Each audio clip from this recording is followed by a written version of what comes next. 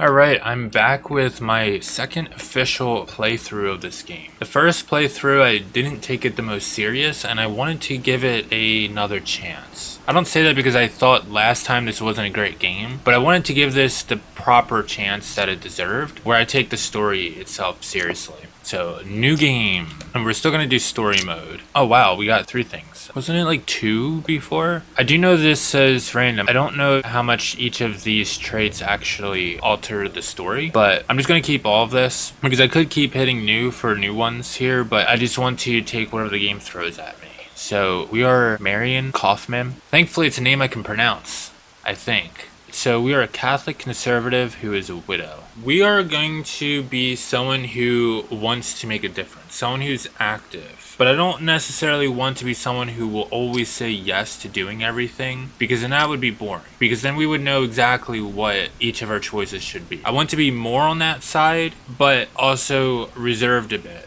I don't know exactly how, because I don't know how these type of games go exactly, but I'm going to attempt to get myself into a story so I can make decisions based off of how I feel. Problem is, when you know what's going to be coming up in a story, that can be a bit difficult. But anyways, 3 friends meet in the back room of a Berlin pub and commit to resist what is about to come, risking their lives to help others and fight the inhumane regime. This is their story.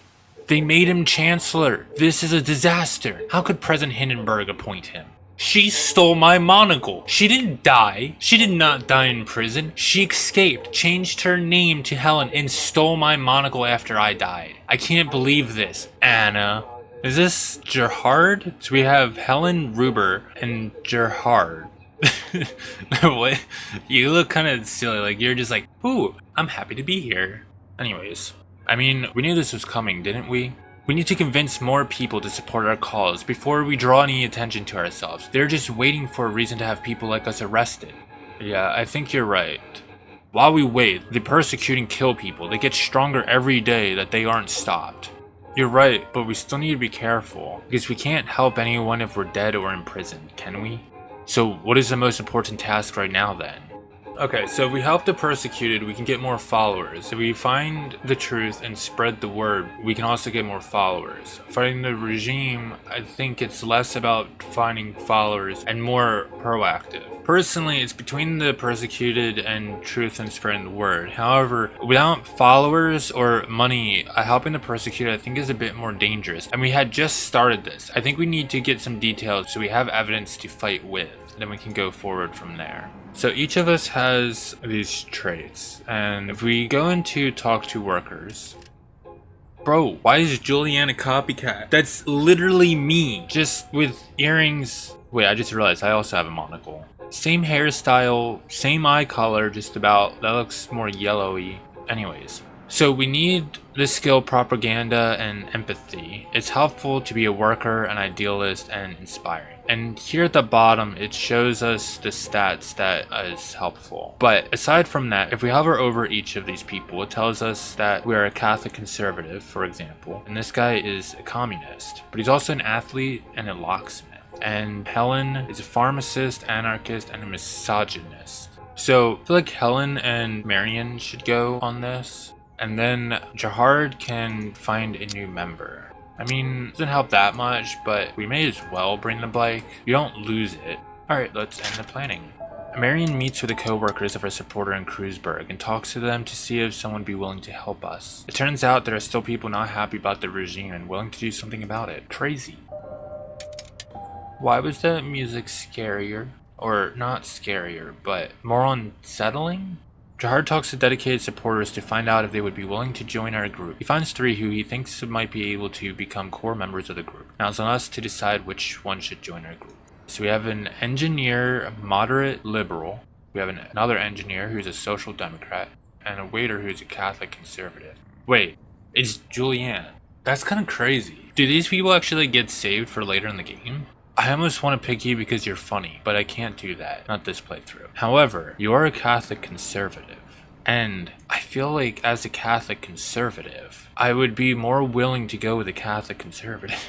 However, your stats don't look as good. You have more empathy and strength, but I don't know how much that is helpful versus literacy. You don't have much of that. I mean, I have 3 literacy, you have 1, and you have 2. And you don't have good propaganda. What use are you outside of empathy and strength? Oh, and your secrecy isn't good at all. I mean, Helen's isn't either, but I feel like we want someone a little better than that. I'm kind of thinking Jan here. Yeah, let's go with Jan. It's already dark as I ride home on my bike. The streets are empty and a nice cold wind sneaks its way through my scarf. I think I pedal harder. We gotta keep the blood flowing, get warmed up. In the distance I can see a group of men ganging up on someone shouting at him. See, the problem is I know how this plays out, somewhat, but I'm gonna head to the group.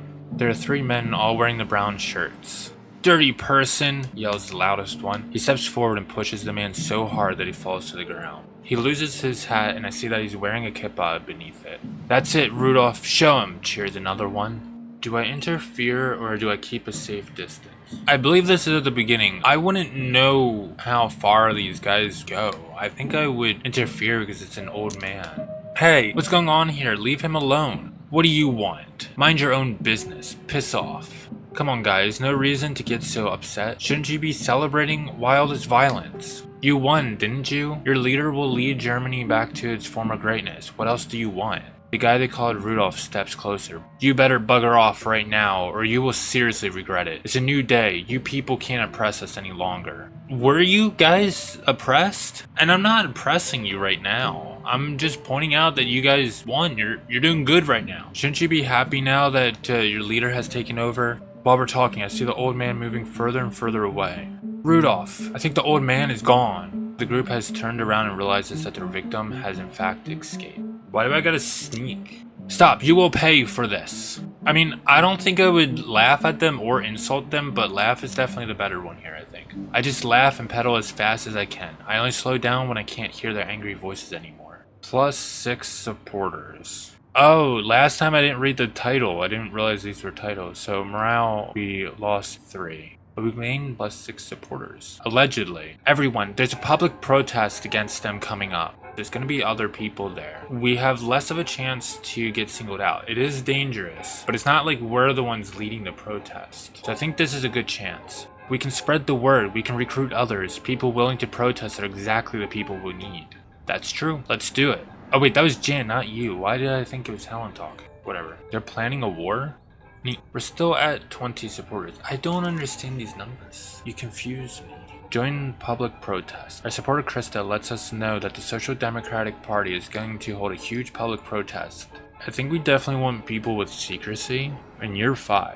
Okay, who has the best propaganda? 2 of us. But you have 1 secrecy. It doesn't tell me that I need it. So I think you should come just because you literally told us about this. I feel like I should definitely go because I'm kind of leading this. I feel like you should come. Whoa, I like the secrecy, but Helen has the required skill of propaganda and empathy. I think we bring Helen. I guess technically it would be better to bring Gerhard over Jan, but Jan told us about this. Yeah, we'll do that. Buying paper sounds simple, but in times like these, buying too many pieces of paper can raise suspicion. Yeah, we'll get some paper. I don't know what paper is useful for, but I feel like I want it. We lost 1 supporter. Why? Gerhard wants to buy paper. After some time, the clerk returns with the paper. We joined the 200,000 protesters. Damn, that's a lot more than what I thought. We joined the 200,000 protesters who gathered in the Berlin park to protest. The speaker asked the crowd for discipline and unity. "Do not worry, there are too many of us. The government cannot stop us." We talked to other protesters, and some are willing to support us in the future. We gained 7 morale and 8 supporters. But I bet that 20 is still going to say 20. Yup, I don't. What says 19 here? I'm so confused. Alright, let's split the party. You have anarchy, so you might be good to do that. And you're a communist. Perfect. You guys can do that, and then me and Jan will do this. Though, apparently that's harmful. I'm glad me being a widow makes me academic. I don't get why that would be harmful though. So maybe we don't do that. Printer Hedwig Euler stole a printing roll from her workplace and donated it to us. We can now create leaflets manually. How am I missing a stack of paper? Oh, we need 3 stacks of paper. I mean, we could go buy paper. Oh, we don't have marks. Well, I don't want to sit around. You know what? We just got to be careful. We'll bring the bike as well, just in case. Jahard visits the supporters and asks for additional donations. He is successful. Oh, cool. We lost morale, but we apparently gained 5 supporters. So are these like kind of like milestones, I guess? So the actual number of supporters is this small number that I never noticed until recently. And this is like a checkpoint or like milestone. I don't know what paint's needed for. The painter Harrow tells us about shops where we might buy larger quantities of paint without raising too much suspicion. We can now buy paint. I don't know if we necessarily need paint. Contact a priest. Angelica, a devout Christian and member of the church in Tempelhof, tells us about a pastor who previously often expressed strong criticism about the regime. I feel like that would be useful to have a priest. I don't know why. Go into hiding. Sometimes it is best to retreat to a safe place to reduce the attention of authorities. Yeah, that's true. I don't think we need that though. That's the most normal name in this whole game so far. Well, I say normal, but like common for around here at least. Fred tells us about a former trade unionist who used to be a strong opponent of the government. I think we're gonna do the priest, so definitely me. I should bring the anarchist. Yeah, I might just do this one alone. You can go get some paper. Both of you guys go get paper. We need 3 things of paper. And Jahard. Honestly, maybe just go back and collect some donations, because we're gonna need the money. Helen thinks she has been seen.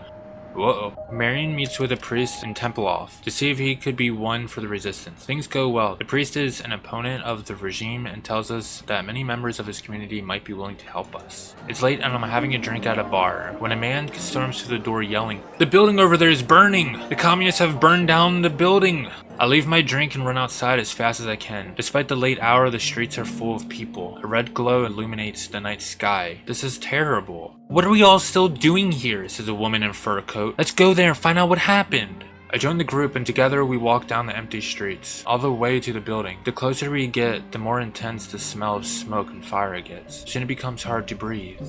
When we reach the bridge that leads to the building, we are stopped by a police patrol. "Area closed. Leave." On the other side of the bridge, the building is ablaze. On our side, more and more curious onlookers gather. I approach a man wearing a Great War uniform that has seen better days. "What do you want?" "Who started the fire?" "The communists did, and the Jews, same thing really. But this will be their death sentence. This is the last time they attack the German people. The government will show no mercy. They are done." More firefighters arrive. They must have come from all over Berlin. Speak to the woman in a fur coat. "Who do you think did it?" That's what I wanted to ask you. "How the hell should I know? All I can tell you is that things have become very unpleasant ever since that aggressive little clown took over. And this looks like his style. But you didn't hear that from me, alright?" "Of course." "Good. People like me are enough trouble already. People like you seem alright. If you ever feel like dancing to the music our new rulers despise, come by." She hands me a card that says Giraffe, Dance Bar, Cabaret, and disappears in the crowd. The police is now aggressively pushing back the crowd. Okay, is this some sort of like bodybuilder, I guess? I talk to a big man with a flat cap and a nose that is just as flat. Dude, that cap doesn't necessarily look flat. He looks like a professional boxer. "So, who do you think did this?" "Are you asking me?" "Wasn't me, I tell you that." "Alright, calm down. I didn't say it was you." "What's your theory?" The boxer comes in close, lowers his voice and says, "The government. Obviously. They will use this to take everyone out. You'll see." The police is now aggressively pushing back the crowd. As to, a moment ago? Yeah, the police is now aggressively pushing back the crowd. Same thing. I've seen enough and go home. It's very late when I finally arrive at home. I fall asleep right away and dream of fire and the strange people contradicting each other about who started it. I don't think anything good will come of this. But we do have dancing at the giraffe if our morale's too low. Helen pulls me aside. "Look, it's my brother. I never dreamed things would go this far, but it's okay. You can tell me. Last night, he came home in a brown shirt uniform. Bro, you're in danger. If he finds out you're with us, you could end up in prison, or worse, how all of us could." "Shh, they don't need to know. Listen, I know my brother trusts me. This could be a huge opportunity for us. We could get valuable inside information." The thing is, I don't know the context between us. Like, I don't know what my relationship with you is, just that you're a friend. How much do I trust you? I don't want to force her out of the group, but I kind of think that she should keep away from her brother. Because the thing is, why does he have a brown shirt? We don't know. I think it's too risky. I would need to know more. This is too risky. Keep your brother at a distance, but you can stay in the group. And I think, for now. Oh, why is like everything red? That's a bit concerning. Honestly, you guys can go handle that. Oh, and I just realized Helen has some heat. Heat shows how much the authorities know about this member. So she has to be more careful. And I think we should go here. Hera is a priest in Prenzlauberg and introduces us to some of her friends. We can try to convince them to support us. We'll just do these two. Marion meets with the people from the Christian community in Tempelhof. Quite a few think that the government's way is against God, and that as a Christian, they should do something about the situation. Others have doubts because the government might still be God's will. Gerhard meets with a former unionist to see if he could be convinced to join the resistance. We're preaching to the converted. The trade unionist is a staunch opponent of the government and will support us. Epic. I feel like that should have helped with our morale, but you know. So our group has grown to 4 people. Helen's brother is working for the government. Gerhard is the only one without a monocle, and I thought Jan was Helen. But that will do it